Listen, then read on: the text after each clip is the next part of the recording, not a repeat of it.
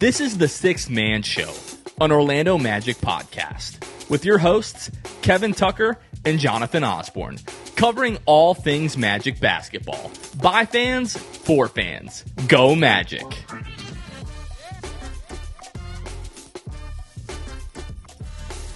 What's going on, Orlando Magic fans? You guys are back with the Sixth Man Show. Today is November 25th, 2024. Jonathan Osborne here, as always, joined by my co-host, Matthew Browning. What's up, dude? That's a great inside joke for those of you that were with us for the post-game live on Saturday against the Pistons, where we did a giveaway. We gave away some Rock'em socks. That is very funny, Jonathan. Glad to be here. Go ahead. You have something very important to say. I should have opened the show by saying I am Matthew Browning. That's what you should have said. That's what I should have said. That would have been good too. But that was also great. But yeah, I'm doing great. What a weekend for freaking Orlando. Let's go. Magic win on Saturday. Pride NWSL champions on Saturday. Orlando City wins on Sunday, beats the dirty, stinking Atlanta United to advance to the Eastern Conference Final. It literally could not have gone better. It was very fun, and I'm definitely feeling the high of Orlando sports for sure. The Pride with the first ever major sports championship in the city of Orlando. So yeah. Shout out to the Pride. I'm not really keyed into a ton of soccer, but I know it's huge for them. Obviously, it's huge for the city. So just really happy for them. And the parade is today, isn't it? Am I mistaken? Is it not Monday? I've not kept up with the parade dates, but yeah, it could be. I don't know. We'll need to. We'll look at that while one of us is talking at some point here. We'll have to look it up and confirm that. I don't want to also just you said, and it's true. First major championship brought to the city of Orlando, but I can't move on without acknowledging the Orlando Predators, two-time AFL champions in the Arena Football League. I figured there was something like that, but I didn't want to be wrong. Yep, 4:30 starting at Central Boulevard and heading down Orange Avenue. 4:30 on Monday is going to be the Pride's parade. So love that. There we go. We have amazing. That. Congrats to them. Congrats. As you're listening to this, the 25th, today is the last day to purchase tickets to our group night, which is going to be December 19th when the Magic play the Oklahoma City Thunder on TNT. So if you do want to purchase tickets today, Monday the 25th, 5 o'clock Eastern is the deadline. So head on over to fivo-enterprise.com/event/6man65/offer, or you can just click the link if you're listening to this on a podcast platform, or if you're watching this on YouTube, you can click the link below in the description to get your tickets. And, the first 100 of those tickets, are going to get access to the pregame warmups and all that good stuff. It's going to be a really, really fun night. And the Magic are playing way better than we anticipated. When Paolo went out a few weeks ago, we're like, man, that doesn't really look great for our group night. But not only are the Magic playing really well, but there's an outside chance that Paolo Banchero, might return around the time for that game, which would just really be amazing. Like Paolo again coming back, on TNT would just completely and totally be vibes. Yeah, that would be sick. And obviously, for the Magic's sake, we do hope it is sooner than that, right? So we can get him back and get us back to even more winning. But yeah, if that's the return night, holy shnikes, that's going to be electric. The energy in the building would be incredible. Kevin, since the last time that we talked a little bit about the preview from the Anscaped, article that Paolo Banchero did with ESPN and with Mark Spears, and that has since come out. I haven't had the opportunity to read the entire piece, which the first entry in this diary that they're doing with Paolo, the video was great, but the article went into a lot more depth and was really, really good.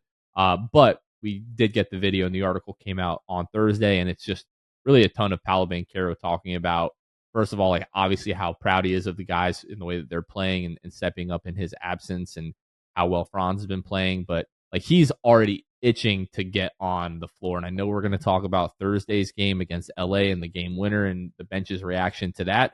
Paolo is moving around pretty well, it seemed like, at least in that moment. But if you guys haven't checked that out, go ahead and be sure to take a look at that on YouTube. But Kevin, I really enjoyed that. Yeah, it was awesome. Obviously, the very, very beginning of that, he also got to talk about his 50 bomb too. That was part of that as well, which is pretty cool. And then, obviously talking about the injury and and all that stuff. Gave a little bit of insight into, you know, how it happened and when it happened, his reaction to it and all that. And then obviously, talking about this time away from playing and how that's challenging for him. And he's, not ever had to do this before. We talked about this on the show before. He's never had an injury of any significance before. So that's stretched him. But yeah, obviously it's cool to hear him say those things. It's also very cool to hear him say, hey, if it's up to me, I'll be back before Christmas, But obviously it's not ultimately up to him. Obviously hopefully we'll trust what what the medical team has to say, and hopefully we can get him back, sooner rather than later. But yeah, that was awesome. My question is, when was that filmed? Is really what I want to know. Because if that was filmed like 2 weeks ago, and he was already saying, "Oh, I'm feeling really good," so on and so forth, like, I mean, who knows how he's going to be feeling in another 2 weeks when he's set to be reevaluated? If it's 3 weeks or a month from when that interview was filmed, Paolo could be feeling very good these days. So looking forward to that. Obviously, the Magic are playing really well, and they've been doing more than just surviving without Paolo, which is really what all of us had hoped for, and we're hopeful that would happen. But like, they're just continuing to win games. Like, they've won 8 out of their last 9, and at this point, it just seems like, hey, if we get Paolo back, this team is going to be firing on all cylinders. We may never lose another game. Once that guy comes back, if you think of the way that we've been playing since he's been out, and even the losses that we've had, you add Paolo to that mix, and that really could be all the difference. So looking forward to getting Paolo back eventually, and looking forward to, hopefully getting an update on him in the next couple of weeks here. Yeah, absolutely. I'm trying to remember, did they mention in this video, this is terrible for podcasting, did he mention in this, I can't remember, did he talk about getting the technical foul in this one? No, he did not. Okay, that's all. I was trying to put a date on it and see if it was before or after that. So yeah, maybe it was before that, which does put a couple weeks back. But anyway, we'll see. Hopefully he comes back soon. But yeah, definitely positive, at least, to hear him talking like that. One quick piece of housekeeping, Kevin, is we are not going to be releasing an episode this Thursday because it is Thanksgiving. Kevin is going to be traveling and out of town. I'm going to have a billion family members in my house. Thankfully, really looking forward to that. But it just makes recording a pod really difficult. And you all are going to be busy, with family and everything like that on Thanksgiving as well. So no episode. So after this one, it's going to be a whole week till we get another 6-man show. But yeah, I just want to let you guys know that. And yeah, the thing is, we've actually done a Thanksgiving show like each of the last, I think, 3 years we've done this. And so I think we'll just take a Wednesday night off this time, time with the family, get ready for Thanksgiving. It'll be a lot of fun. But yeah, we'll talk to you guys, not just next Monday. We'll also have a special guest next Monday. I'm just going to leave it at that. He's already guaranteed to come on the show, and you'll just have to wait and see. It's going to be a blast. No nipples involved, but it's going to be a blast. All right, let's go ahead and jump into the weekly state of the Magic this week.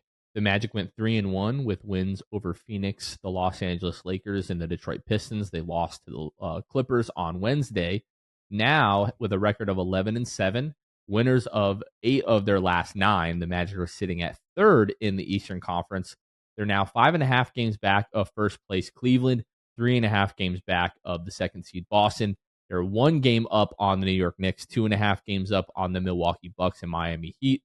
That's probably going to change as the Miami Heat, I think, are just wrapping up their game in overtime over the Dallas Mavericks as we're recording this Sunday night.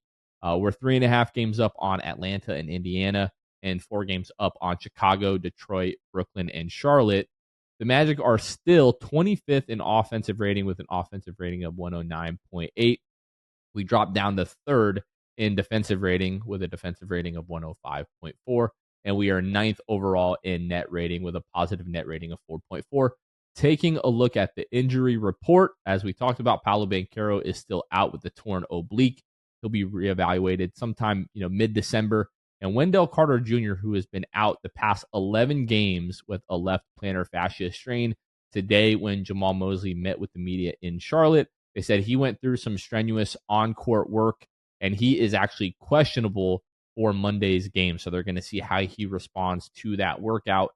And Jalen Suggs, if you were wondering, if you watched Saturday's game, he left that game, didn't play in the second half due to a sore left hamstring. After the game, when he was asked, he said he was good. But he's not on Sunday's injury report. So that would indicate that he is going to be a go for Monday's game in Charlotte, Kevin. Yeah, which is always good. You want him against LaMelo Ball. We'll just put it that way, right? But also no surprise. Jalen's a dog. He's always bouncing back from all kinds of bumps and bruises. And yeah, glad we'll have him on Monday against LaMelo. Very much looking forward to that. Now, Jonathan Osborne, I got to interrupt. Breaking news. The NBA has announced that the Orlando Magic game Tuesday, December 3rd at New York will now be nationally televised on NBA on TNT. They switched it back. I'm so speechless. What? I have never heard of that in my life. That is crazy. Unbelievable. They took the game off and they Idiots. put it back on. I literally quote tweeted that just now and said, ha ha ha ha ha ha ha, you clowns. That is crazy behavior. Like that. I have never seen that in my life. And like Franz Wagner did that. Yes. The only reason they took the Magic off of that game initially and got rid of that game was it was right after Paolo went out, and they thought, okay, well, we're going to have Ja and we're going to have Luka. Well, now it looks like you might not have Luka for that game, whatever he's got going on. I think it's the wrist. And that game is not going to be consequential whatsoever to the NBA Cup. And they see the Magic have won 8 out of the last 9, and Franz Wagner is playing at an all-NBA level. Yeah, you know what? Let's go ahead and get the Magic back on there because that game is probably going to decide that group. That is so crazy. But they're just such a freaking what have you done for me lately? Absolutely. I understand it's the business of eyes, but like it is just so unprofessional and just so stupid. Yeah, that is wild behavior. That is crazy. But obviously, I'm glad it's the right decision, but it just makes them look just even more stupid. Like 100%. Just what were you thinking when you just made this knee-jerk reaction?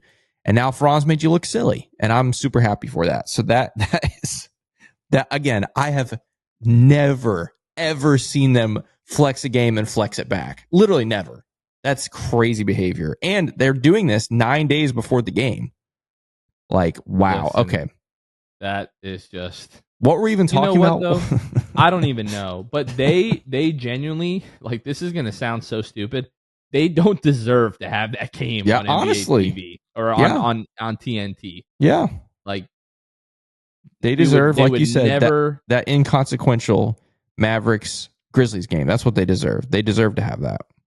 They would never in a million years do it, right? Mm-hmm. But they should be like, no, we're not playing. We're not playing on TNT that night because you guys are idiots. That's amazing. Oh my gosh. What was the state of the Magic? Is that what we were doing? What were we doing? Well, I was wrapping up the state of the Magic. Let's go back to Thursday. So you and I we had a few minutes after the game on Thursday on the post-game live to talk about this game already. But we haven't had the opportunity to really talk about this game sort of in totality. So not going to bury the lead here. This was the Franz Wagner game winner, the second night of a back-to-back in LA, the quote-unquote LA double. Magic's first return back to the Crypto.com arena since last season.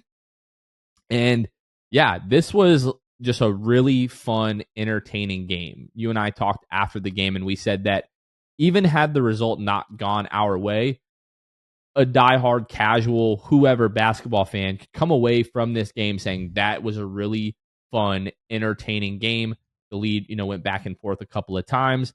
And the Magic were down, 5 to 7 points. It felt like half a dozen times in this game. And each time kind of fought their way back into it. Their biggest deficit of the game came really early in the third quarter. Like LeBron comes right out of the half, hits a 3, puts the Lakers up 10. And then the Magic really spent the rest of that quarter sort of chipping into that lead. And the Magic take the lead, right before the fourth quarter starts. And the Magic were sitting with a pretty nice, a 96 to 95 lead off of a Jet Howard step back, which was pretty nice. Like got right into the paint there. Was very reminiscent of the step back that he hit over Chris Paul, I think it was early in the preseason, but gave the Magic a 1-point lead. And then LeBron James, over the course of the next minute, basically hits 3 straight threes to turn a Magic 1-point lead into a Lakers 7-point lead. And then over the course of the next couple of minutes, the Magic are trying to get back into that game. Franz Wagner hits a 3 with 2:06 to go to put the Magic up 1. Lakers, basically get the lead back about a minute later. They go up 116 to 113. Jalen Suggs gets fouled, splits the free throws. Very next possession, Jonathan Isaac fouls LeBron James. LeBron splits the free throws.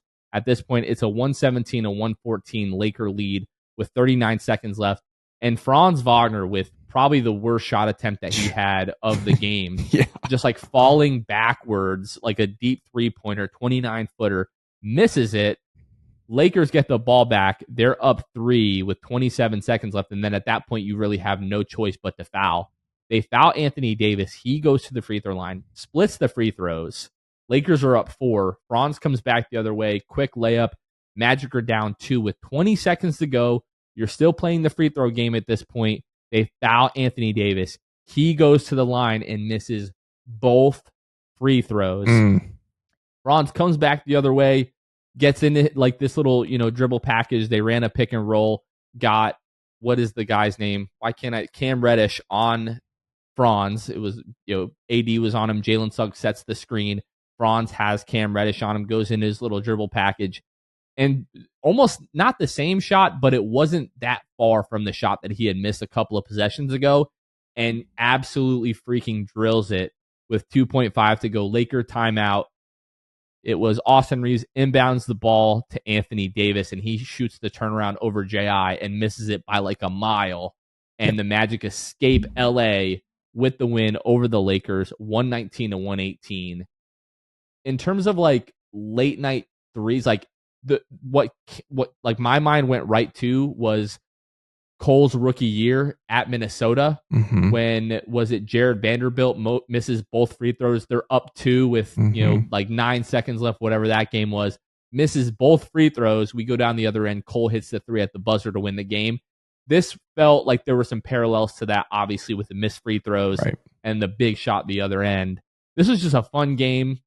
I did my best. It was like 1:01 a.m. Eastern time when Franz hit that shot. And I posted the video to our social media accounts of me reacting to that and really tried not to freak out. But when a shot like that goes down and Franz is in the middle of a game like he had on Thursday, I screamed. Carmen woke up. She thought I was being murdered. She had been vomiting the entire day and was finally getting some sleep. And of course, my scream and reaction to that shot woke her up from that. And then, the Magic go on to win that game. And then the post-game live was just a lot of fun as well. Yeah. What a win. I mean, biggest shot of Franz's career. Franz is just in the middle of an unreal stretch right now. And always good to beat the Lakers. Better to beat the Lakers on the road. And yeah, I mean, made it so that was not a losing road trip. Yeah, it was obviously the game winner and stuff was great, but we talked about it a lot in our group chat that night. Like, we were just super proud of how the team played. Like, they played really well. All things considered, second night of a back-to-back in LA against the Lakers. Played really, really well and stayed in the game. Like, there were several times that night when the Lakers looked like they were about to just put the game away. They got the lead up to 6, 8, 10, and they just had all the momentum. And you're like, well, we've seen this script before. We know what's about to happen. Lakers going to go on a run. Next thing you know, they're going to be up 20 and the game's going to be over, right? But the Magic, some people even went to sleep at halftime because they thought that. A lot of people did. Yeah, a lot of people went to sleep at halftime. David Steele included. Well, yeah, not halftime. He said third quarter he fell asleep. But, I don't know if that was intentional or not. Some people intentionally went to sleep at halftime, But anyway. And tweeted about it. Yep. And I'm sure, anyway. Okay. But I was just super proud that every time the Lakers went on a run, the Magic answered. And it wasn't like 1 or 2 times. Like, it was like 5 or 6 times over the course of the 4 quarters. And so, I was, texting with you guys. I was like, wow, I'm just super proud, even if we're going to fall short. But it looked like we were going to. Like, that last minute, playing the free throw game. And what are the odds that they're going to miss both free throws and stuff? It's like, well, both teams play hard. Good job, that kind of thing. And so to get the fortunate breaks that the Magic got down the stretch, I think the Lakers ended up missing 4 out of 6 free throws in the last minute, whatever it was, something like that. Yeah. Definitely, obviously, the Anthony Davis. 39 seconds, something like that. That's crazy. Obviously, the Anthony Davis missing both at the end there was crazy. But then Franz still has to make a play. No timeouts. And once Anthony Davis misses it, I'm just like, wait, what's about to happen here, right? Because I was honestly a little bit hesitant because of the three that Franz had taken on the previous possession, and so I was like, oh boy, here we go. What's about to happen? And Franz, obviously to his credit, got the switch he wanted and just went to work. And holy shnikes, that was electric. It was honestly, which this sounds dumb because of how well he's been playing right now. But my reaction was a mixture of obviously joy, but also surprise. I was surprised that it went in. And it's not like it honestly wasn't one of those shots where I was like, oh, that's going in. No, I was holding my breath until I saw the net move and then I lost it. And so that was amazing. And then obviously that's not the game over right there. It wasn't a buzzer beater. Got to give Jonathan Isaac credit for making life impossible for Anthony Davis on the following possession. So yeah, credit to the Magic. Fought really hard. Obviously, like I said, got a little lucky, got some breaks as far as free throws go. But hey, they took advantage and got a crazy win against the Lakers.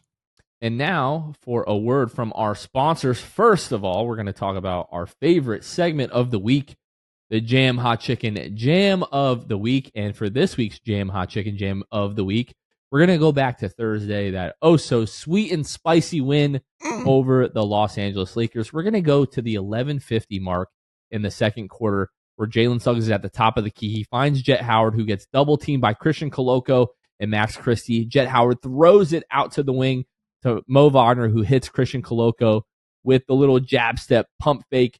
He bites on it. He drives down the lane. Christian Koloko tries to recover. Should have took the business decision.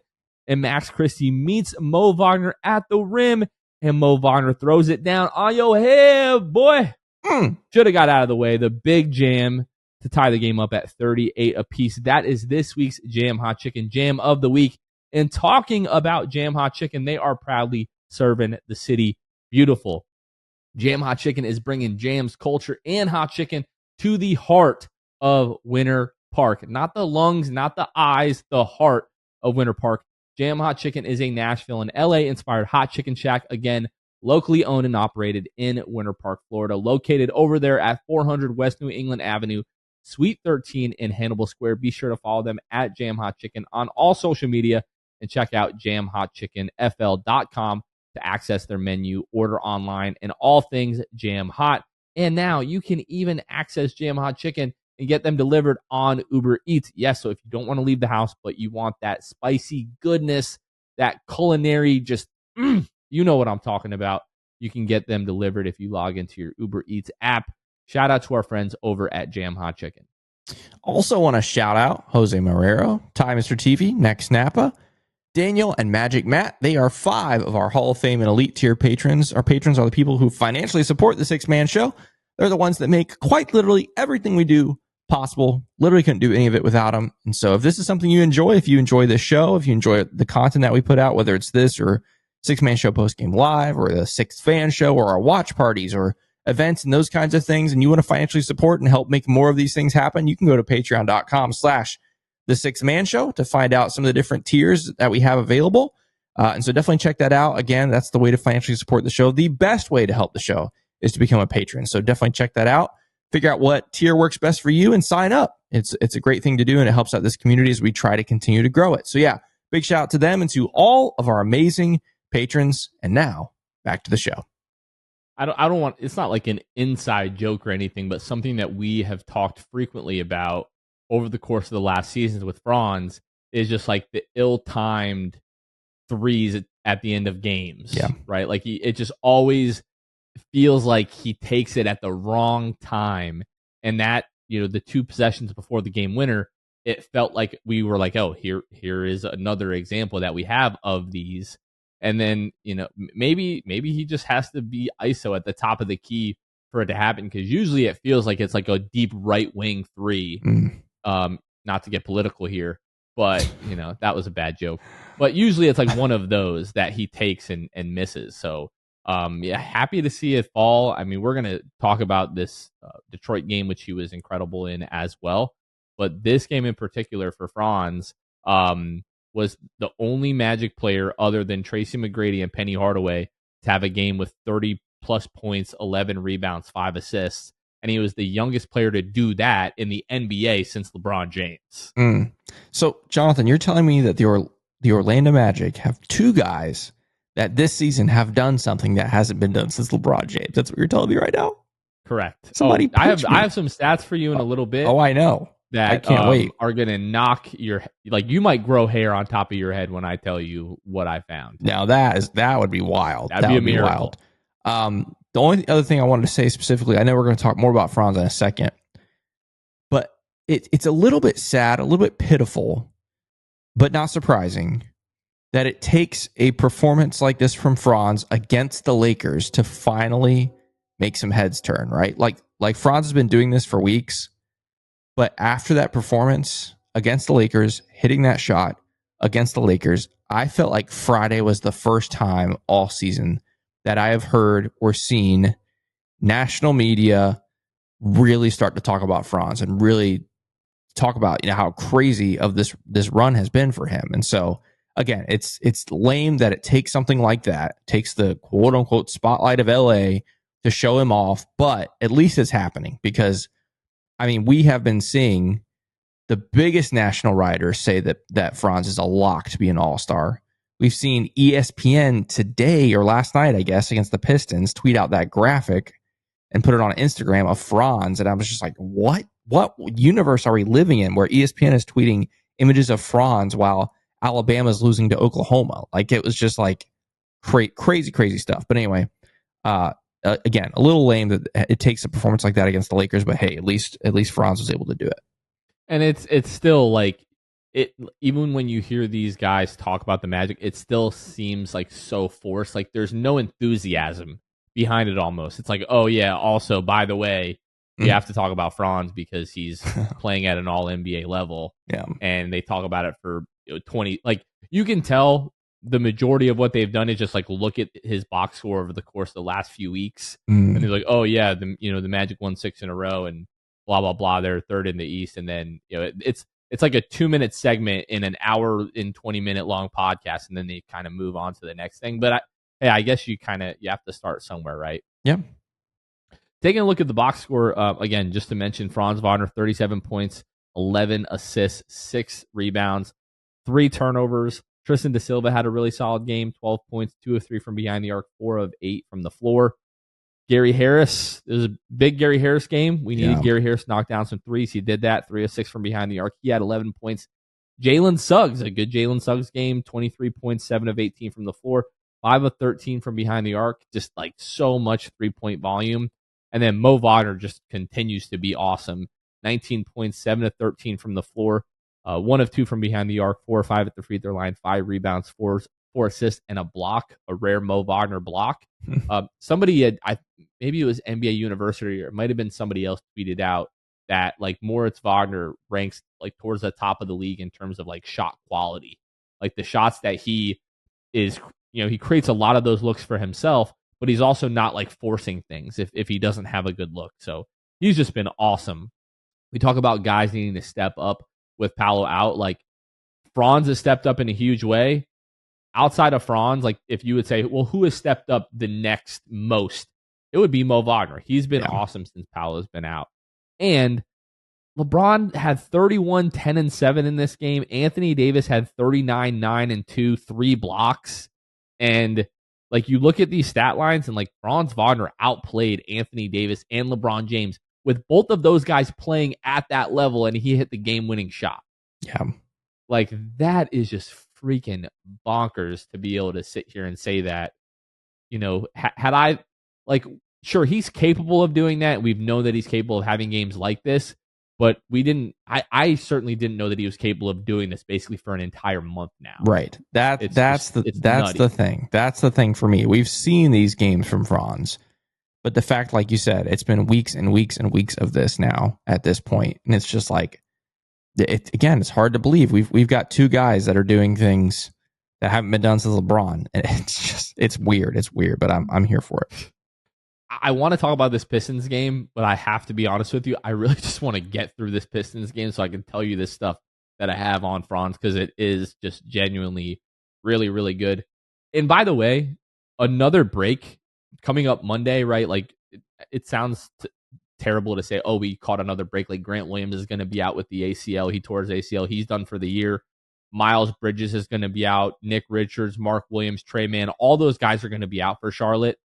Saturday against Detroit, no Cade Cunningham. Like if we just go through the Magic schedule over the course of the last couple of weeks, like New Orleans was playing with a complete skeleton. Oh gosh, yeah. Washington, there was no Kyle Kuzma.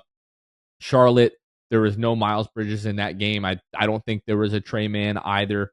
Indiana has multiple centers out. Miles Turner's been struggling. Philadelphia, obviously, no Tyrese Maxey in that game. Phoenix, no Bradley Beal, no Kevin Durant. The Lakers, no Norm Powell. No, not the Lakers, the Clippers, no Norm Powell, no Kawhi Leonard. The Lakers, like, they're relatively healthy. You still beat them. There was no Rui Hachimura. Detroit, no Cade Cunningham. Charlotte, just listed all the guys that are out. Like, we shouldn't feel bad for anybody, right? Because every single night that we're getting ready to play these other teams, they're going, thank God Paolo Banchero is out, right? That's exactly right. But it's just crazy that, given the circumstances, we are also getting a little bit of injury luck going the other way, and it just kind of like keeps happening. Yeah, it's weird. Definitely weird. But that's what I was going to say. Like, we can say all those things, but all those teams can say the same thing about us. They're playing us without Paolo, without Wendell.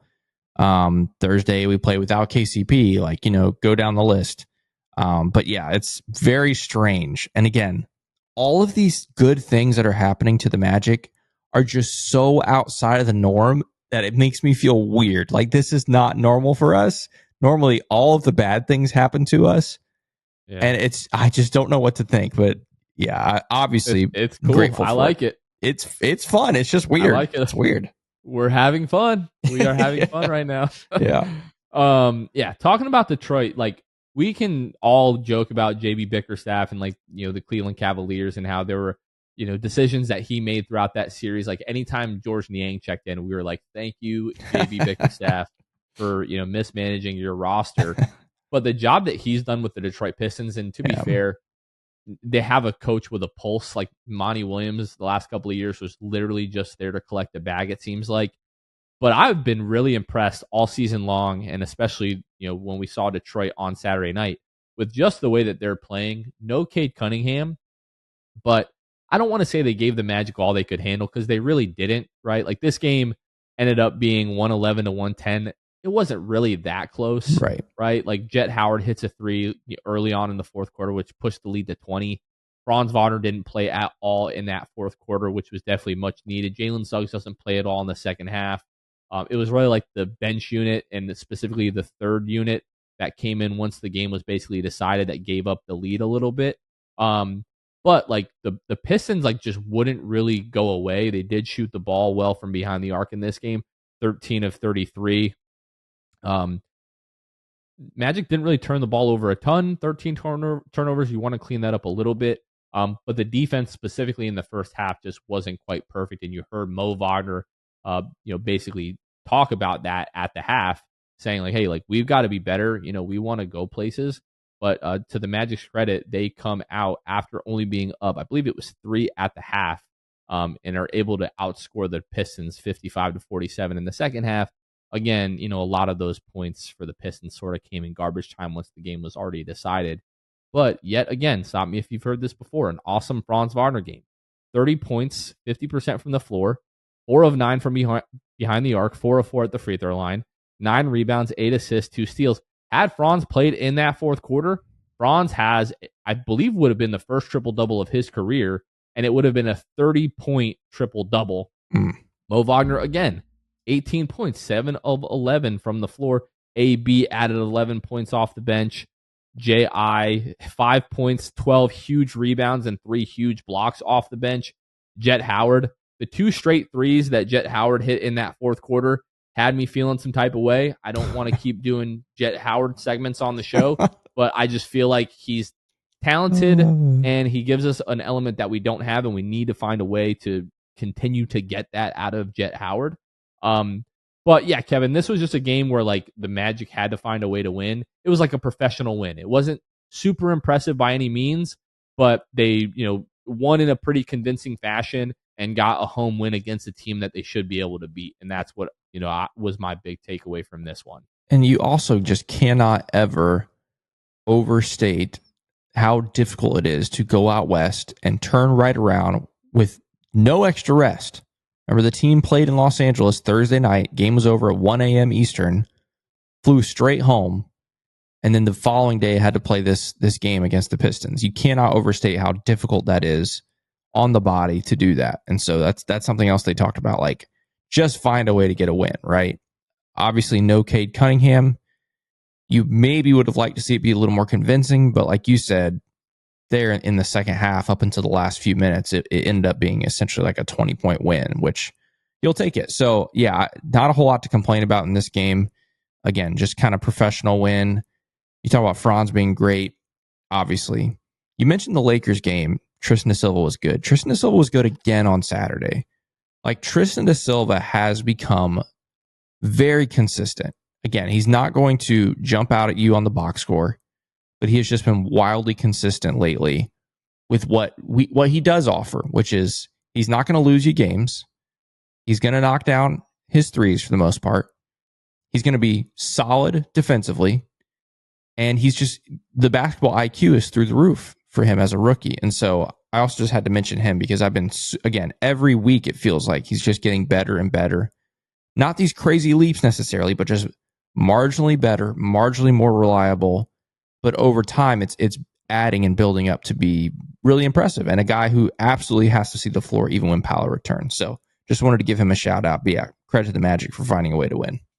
Yeah, in the 14 games that he's played this year, 12 of those starting, 12 consecutive starts, he's averaging 7.4 points per game, 4 rebounds, almost 2 assists. He's shooting 40% from the floor and 34% from behind the arc. 3.4 attempts a game. You probably want to see that like a little bit higher volume. Right. Like when you go and you look at his game logs from behind the arc, it's 3 for 3, 1 for 4, 1 for 4, 1 for 2, 1 for 7. Like that game against New Orleans is like really pulling down his percentages quite a bit. 2 of 5, 1 for 4, 0 of 2, 0 of 3, 1 for 3, 1 for 2, 2 for 3, 2 for 4. So like I feel really confident like when he has both feet set and he's relatively open and the ball finds him, I just feel like it's going down every single time.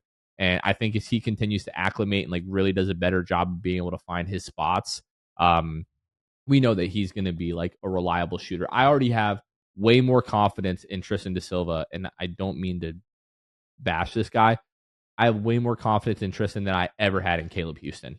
Mm-hmm. Yep. And at this point, like what Caleb was like kind of in like the most ideal sense, like Tristan's already approaching that. Like Tristan is going to like relatively soon, Tristan is going to be better than like the best case scenario we ever had for Caleb Houston. And again, that's not crapping on Caleb Houston. Caleb Houston was a second round pick, right? Like Tristan da Silva was picked just outside the lottery. Okay. He should be better than Caleb Houston. He also is older, had more experience in college, all that kind of stuff. But I'm right there with you. Like there is no way that Tristan da Silva just goes back to the bench when Paolo Banchero is healthy. Yeah.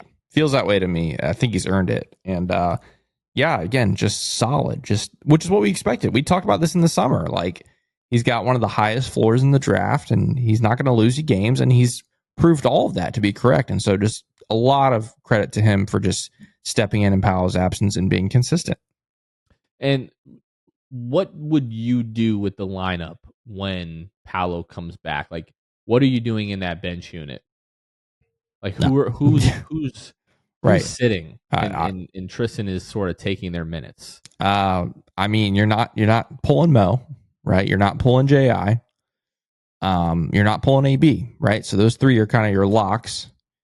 Then what you do with the other two spots right now, it's probably Gary and Tristan, right? Like, I mean, that's how I feel right now, especially the way Gary, again, not that Gary's been necessarily on fire all season long, but the last couple games he's been reliable. And obviously Gary brings defense and leadership and all that stuff, but that's probably my 5 as far as bench unit goes. Do you have someone different? Right with you. Yeah, I think you probably slide Tristan to the 3, and it's AB, Gary, Tristan, J.I., and Mo. Exactly, yeah.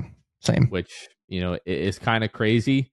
But when I'm talking about Gary Harris, like I am I don't think I could be talked out of moving Gary Harris by the trade deadline.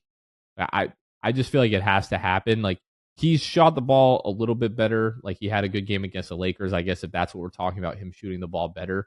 Still not shooting the ball relatively well. Like, I'm looking to pull up his stats and all of his splits right now. So far on this year, he's shooting 35.6% from behind the arc. And like, the defense is great. Like, he's, comes in as very solid, gives you moments, Right. Still has quick hands, deflections, causes turnovers, all that kind of stuff.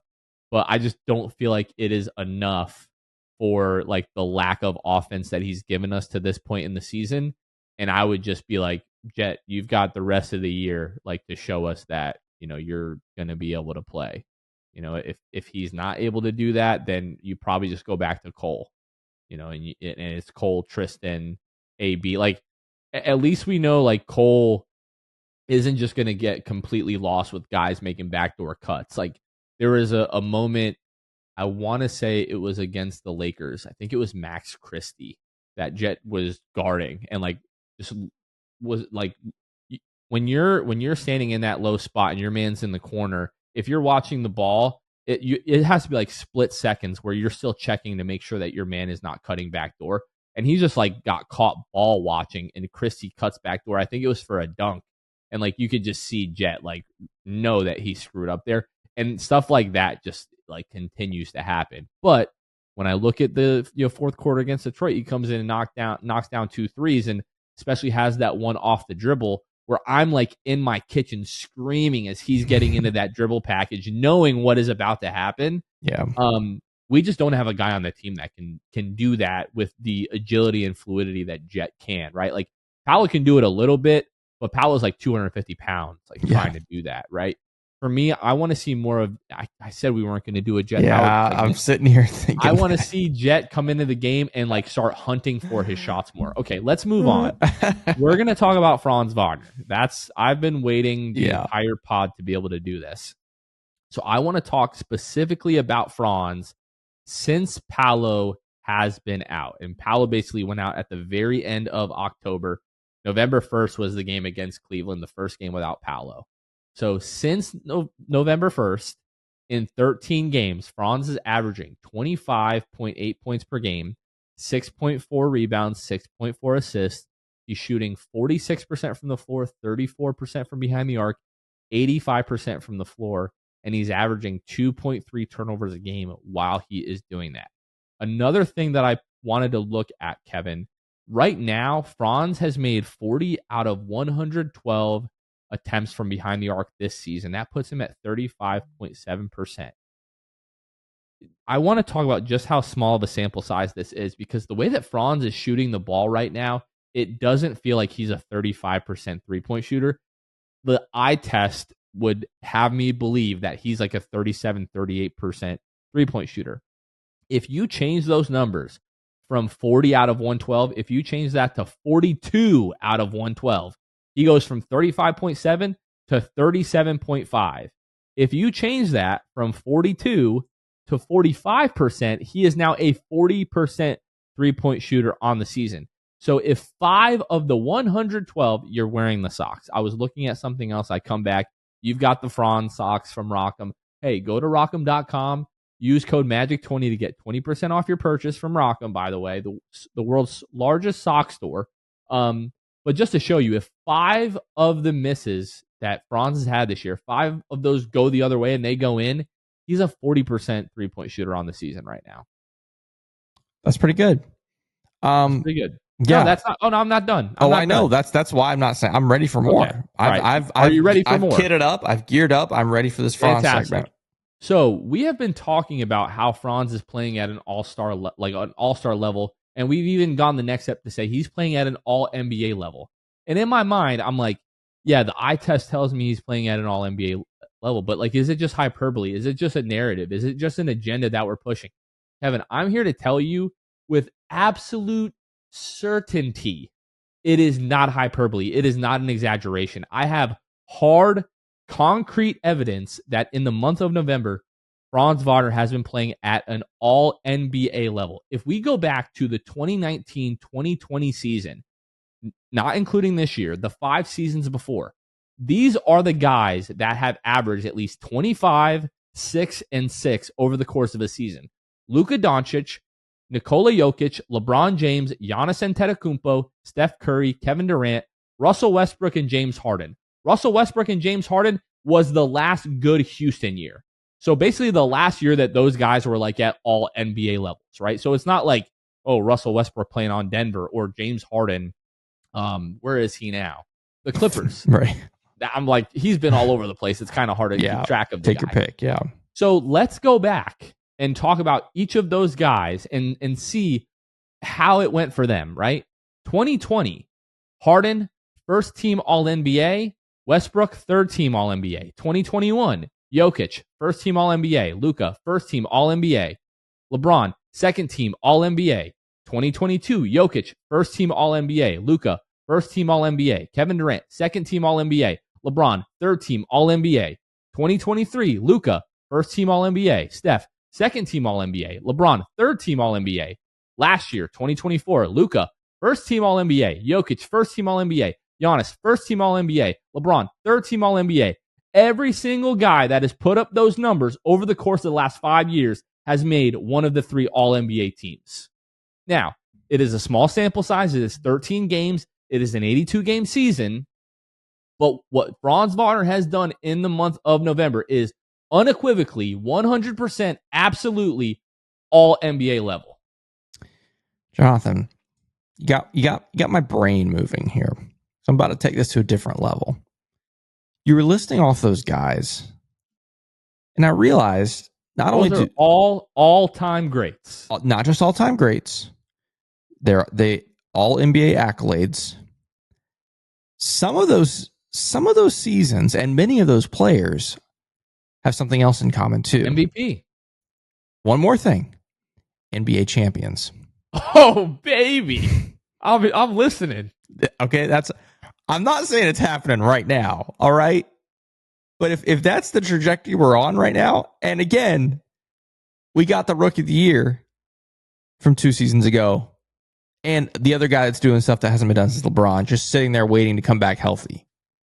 So like 5 out of the 8 guys are NBA champions. Right.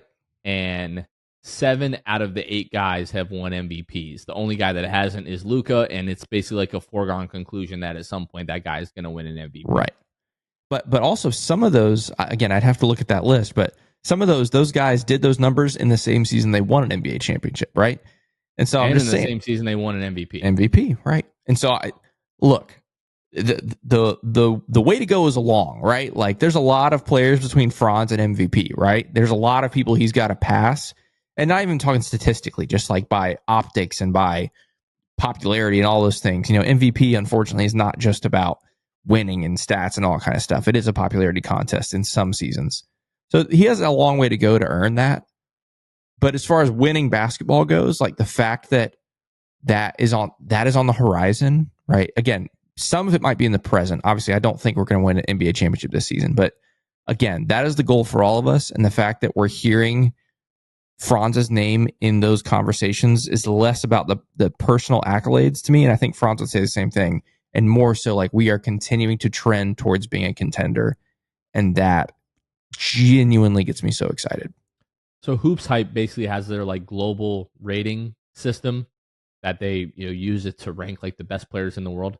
Franz Wagner right now is ranked 8th on that list. It's Anthony Davis, Giannis, Jokic, Tatum, Shea, Karl Anthony Towns, LeBron James, Franz Wagner. When you look at all the context and what Franz Wagner is doing and the level that the Magic are playing, they're 8-5 in those 13 games, by the way.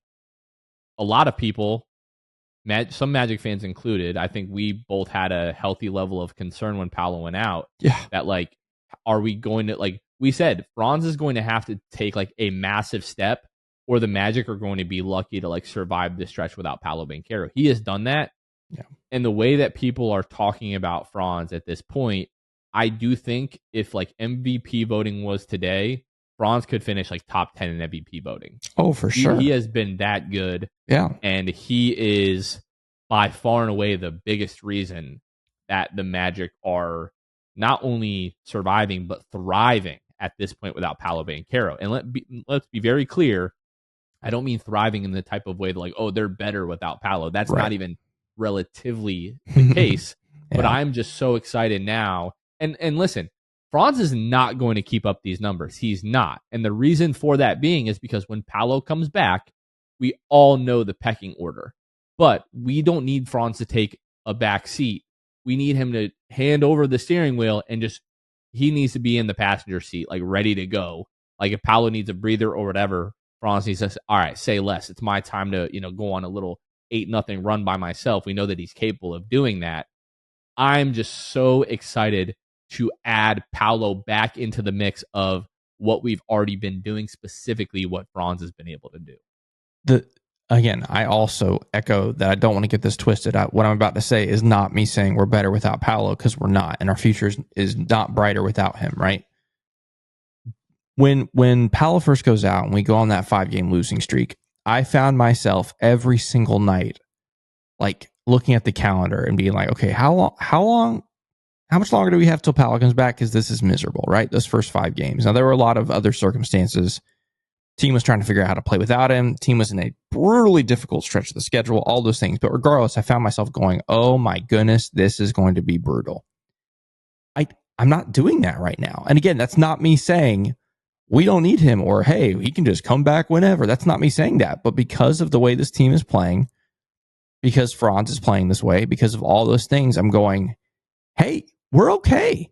Like, we have absolutely exceeded my own expectations for this stretch without Paolo. Like, honestly, we again, it's blown me away. But that has meant, like, I'm not sitting here counting down the days every day for him to come back. And again, please don't get that twisted, but it's just like, we're all right. We're okay. Franz is leading us. We're good. Again, do I think if the Magic were in a 7-game series right now without Paolo against another playoff team, would I pick the Magic? Probably not. But this is regular season NBA. And right now, Franz is helping us. What? Let's go through an exercise. All right, here we go.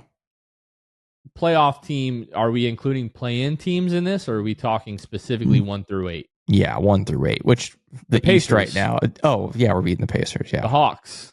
Yeah. The Heat. Probably. This is where it gets interesting. The Bucks. Maybe. They're starting to heat up. The fact that it's a maybe, to me, it's a maybe. Right. If they're healthy, it's probably. This is probably where I stop. The Knicks. I probably wouldn't say the Knicks. No. Right? Like Celtics, no.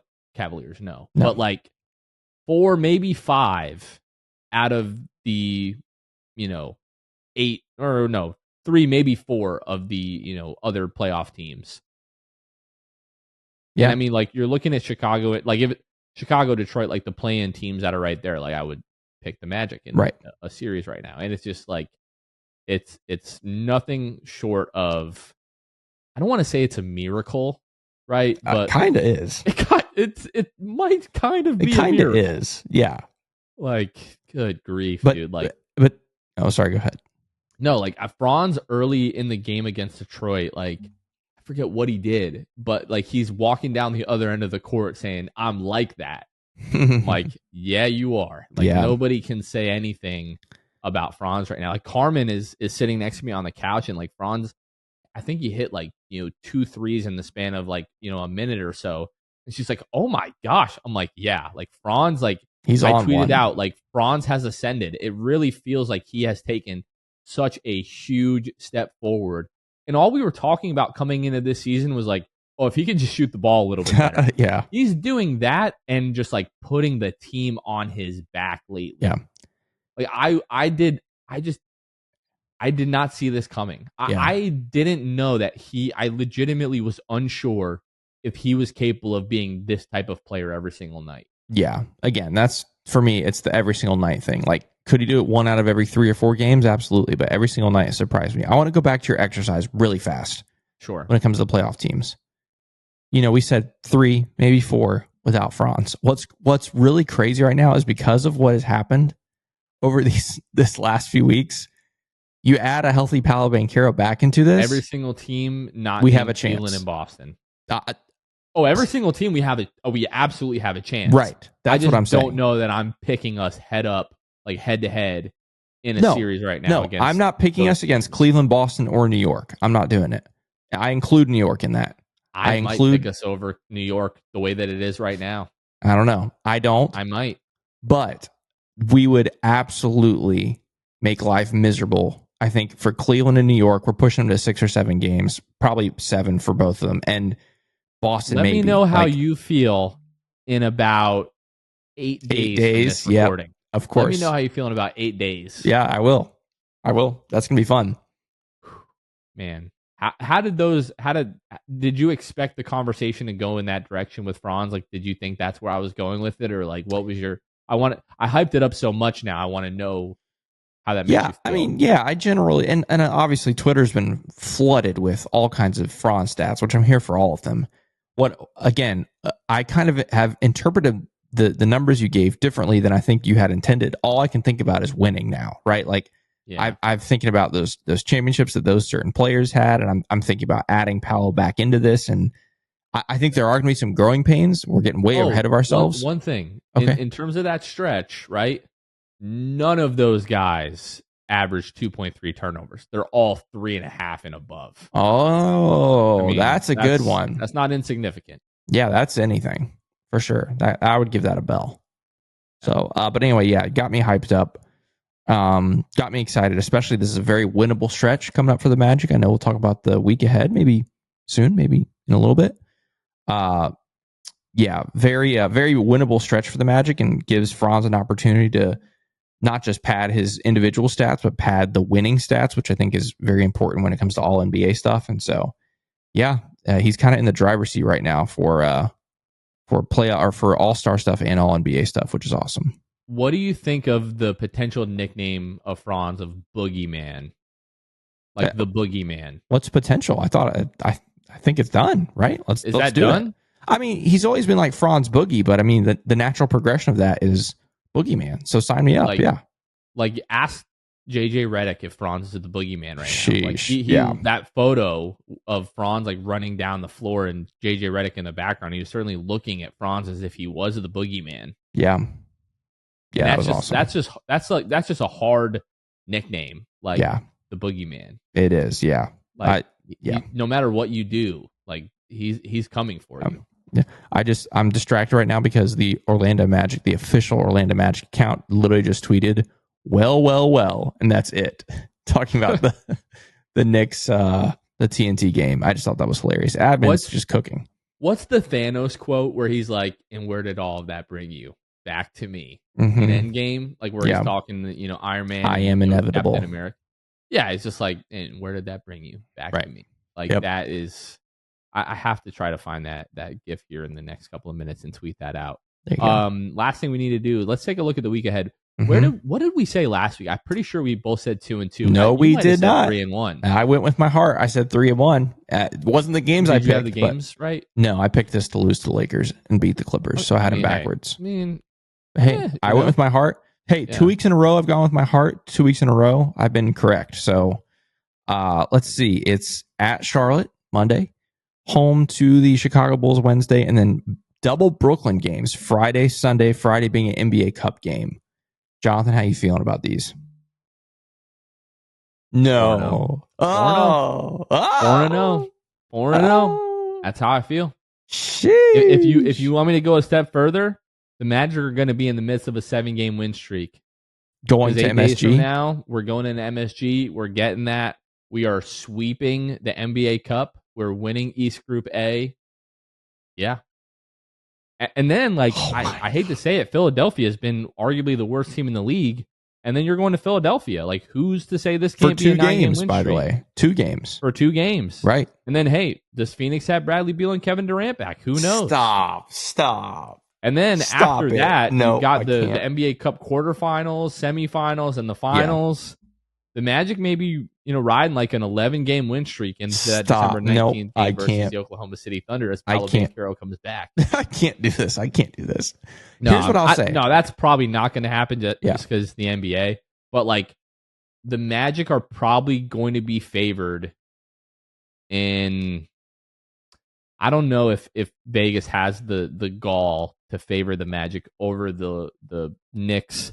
for the 76ers on the road, even though you could probably argue they should be favored over Philadelphia. Yeah. I don't know. Maybe we're getting ahead of ourselves, but no, like seriously, There's no Magic, we. the Magic, whatever. The Magic should be favored in each of the next 4 games. That's right. So you're going 4-0. I'm going 4-0. Yeah. Okay. I'm going to go which would put us at 15-7. Yeah. I'm going to go 3-1. Okay. I'm going to say beating the same team twice in a weekend on the road is brutally tough. I know it's the Nets. I know they're bad, but they play really hard. And if I were to pick one this week, I would say we're going to lose that Sunday game, that 3:30 weird afternoon matinee game at Barclays Center against the Nets. So I'm going to pick that. I'm going to do something terrible, and you're going to hate me. You hate when I do this. I'm picking that game. I am also going to say, do not be surprised if the Magic lose Wednesday against the Bulls for their first home loss of the year. No way. This Bulls team, Jonathan. This Bulls. Dude. Listen. I'm not picking the Magic to lose at home. I'm until not they either. Lose at home. I'm not either. But I'm saying this. If any random teams can do it, Chicago, like they are so up and down. Like they are a mess. They're a joke. But every once in a while, like the other night, Vooch had like 29-12 and they won by 24 or something like that. Like they just pick these random nights to go on these offensive wacko shows. Yeah, and then they lose to Houston. That's what I'm saying. They are literally Jekyll and Hyde. You literally have no idea what you're going to get. Like, and listen to this. Their last, 7 games, they've given up 123, 144, 143, 112, 122, 122, and 142. I know. Nah, fam.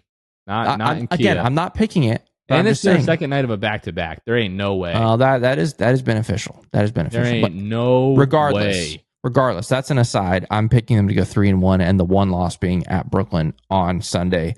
There's one other thing I want to say. This is a good thing. You're not going to be mad at me for this.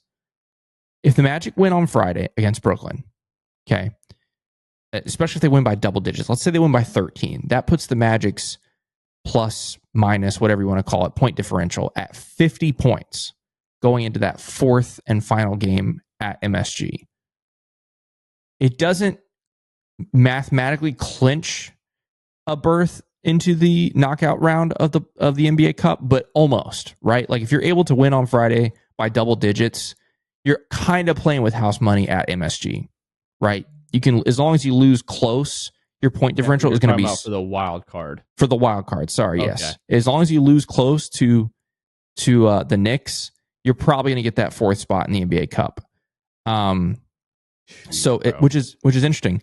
The other thing is, guys, like if the Magic do what Jonathan is suggesting, and I think is certainly possible, you sweep, you go 4-0, you beat the Nets on Friday, and you beat the Knicks on that following Tuesday. Don't forget that means the Magic would host a quarterfinal in the NBA Cup. Look, we got a long way to go. We're only halfway done with this. But don't take that out of your mind. So that I think it was that Tuesday and Wednesday, the fall of the week of the NBA Cup. What are those dates? December 17, 18, yeah. Or no, December 10 and 11. That's what it is. Yeah, December 10 and 11. That's when like the NBA Cup knockout stages are. The Magic could be hosting a quarterfinal on TNT or ESPN on that Tuesday or Wednesday against who knows who, with a chance to go to Vegas. Like, fire me the heck up. That'd be crazy. Yeah, that's fantastic. Love that. All right, let's go ahead and wrap this one up unless there's anything else that you would like to add. I don't think so. Franz Wagner, all-NBA trajectory right now. Like, just knowing that he's capable of playing at an all-NBA level for a month straight is just, man, does a lot for your mental health. But let's go ahead and wrap this one up. For Kevin Tucker or Matthew Browning, this has been Matthew Browning. I am Matthew Browning. We are Matthew. Jonathan Osborne, and you all have been watching the Matthew Browning Show. No, just kidding. You all have been watching the 6-Man Show, and we will catch you guys next time. See ya. Thanks for listening to the 6th Man Show. Be sure to subscribe on iTunes and Spotify to get new episodes downloaded directly to your phone. If you enjoyed the show, please take a minute to give us a 5-star rating and a review. It helps out the show a lot. Follow us on Twitter, Instagram, and Facebook at 6th Man Show. We'll catch you guys next time. Go Magic!